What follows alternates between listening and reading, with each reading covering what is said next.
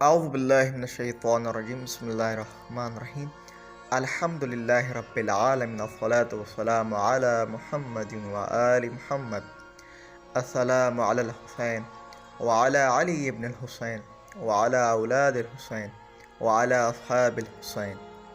عبید اللہ بن عمیر کلبی روز عاشوراء کربلا میں امام حسین علیہ السلام کے ہمراہ شہید ہونے والوں میں سے ہیں۔ کوفے سے کربلا کی جانب لشکر کی حرکت سے باخبر ہونے کے موقع پر اپنی بیوی کے ہمراہ کربلا پہنچے۔ 10 محرم کو اپنی بیوی کے ہمراہ دونوں شہید ہوئے۔ تبری کے مطابق عبید اللہ بن عمیر دوسرے شہید ہیں۔ تعارف: آپ کا تعلق قبیلہ بنی اُلَیِّم سے تھا۔ بعض منابع میں ان کا نام وہب بن عبداللہ آیا ہے، بعض میں وہب بن جناب یا وہب مذکور ہے۔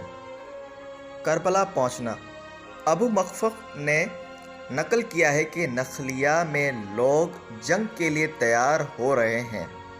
ان سے استفسار کیا تو انہوں نے جواب دیا، فاطمہ بنت رسول خدا صلی اللہ علیہ وآلہ وسلم سے جنگ کرنے کے لیے تیاری ہو رہی ہے۔ انہوں نے جواب دیا، اللہ کی قسم، میں مشرکوں اور کافروں سے امیدوار تھا اور اب امیدوار ہوں کہ فرزند رسول خدا صلی اللہ علیہ وآلہ وسلم سے جنگ کرنے والوں سے برسر پیکار ہونے کا ثواب مشرکوں سے جنگ کرنے سے کمتر ثواب کا درجہ نہیں رکھتا۔ اپنی بیوی کے ساتھ یہ ماجرا سے آگاہ کیا اور اپنے ارادے سے آگاہ کیا، خدا نے تمہیں نیکی کی جانب ہدایت کی ہے، اس سے نجات سے دستبردار نہ ہونا، اسے انجام دو اور مجھے بھی ساتھ لے چلو۔ روز عاشوراء: 10 محرم کی صبح عمر بن سعد کے امام حسین علیہ السلام کی جانب تیر پھینکنے سے جنگ کا آغاز ہوا۔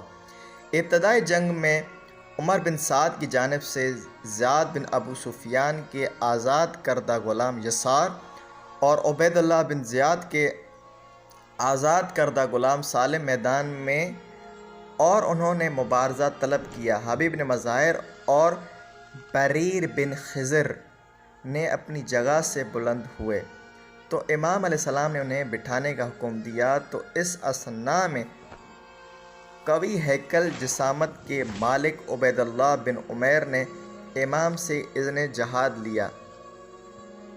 امام نے اجازت دی اور وارد میدان ہوئے تو عبید اللہ سے پوچھا کہ تم کون ہو؟ انہوں نے اپنا تعارف کروایا تو یسار نے جواب دیا، ہم تمہیں نہیں جانتے ہیں، زہیر، حبیب یا بریر ہمارے مقابلے کے لیے آئے۔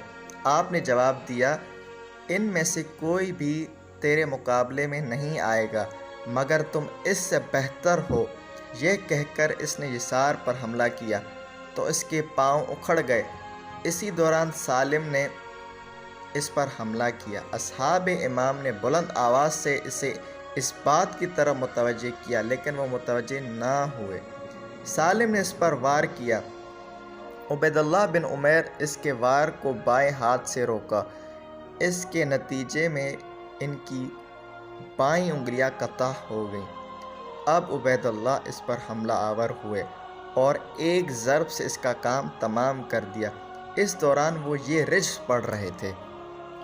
ترجمہ: اگر مجھے پہچانتے ہو تو میں کلب کا بیٹا ہوں اور سمجھدار مرد میدان ہوں، اور میرے لیے یہ افتخار کافی ہے، میں ایک دلیر شخص ہوں، مصیبت کے وقت خوار اور زبون حال نہیں ہوتا ہوں۔ اے وہاب، میں وعدہ کرتا ہوں کہ میں نیزے اور شمشیر سے جنگ کروں گا۔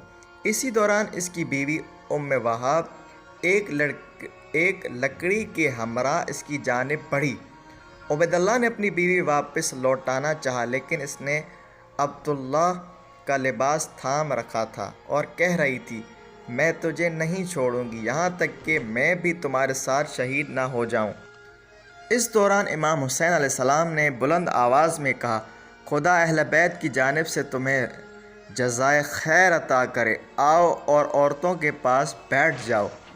کیونکہ خدا نے عورتوں پر جہاد واجب نہیں کیا ہے، یہ سننا تھا کہ وہ واپس عورتوں کے پاس پلٹ آئی۔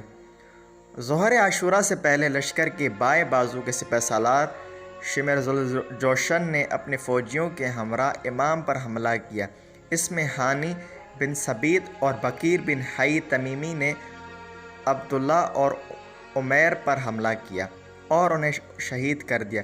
طبری کے بقول عبداللہ بن عمیر امام حسین علیہ السلام کی فوج کے دوسرے شہید ہیں۔ وہب عبداللہ کی شہادت کے بعد وہب ان کے سرانے پہنچی اور ان کے سر و صورت کو صاف کرنا شروع کیا اور کہا تمہیں جنت مبارک ہو۔ اسی اثناء میں شمر نے اپنے غلام رستم سے کہا غرض اس کے سر مارو۔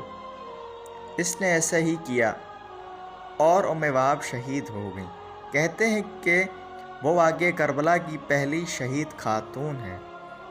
خدا متعال سے آخر میں دعا ہے کہ ہمیں حقیقی معنی میں جانثارانِ امام حسین علیہ السلام بننے کی توفیق عطا فرمائے۔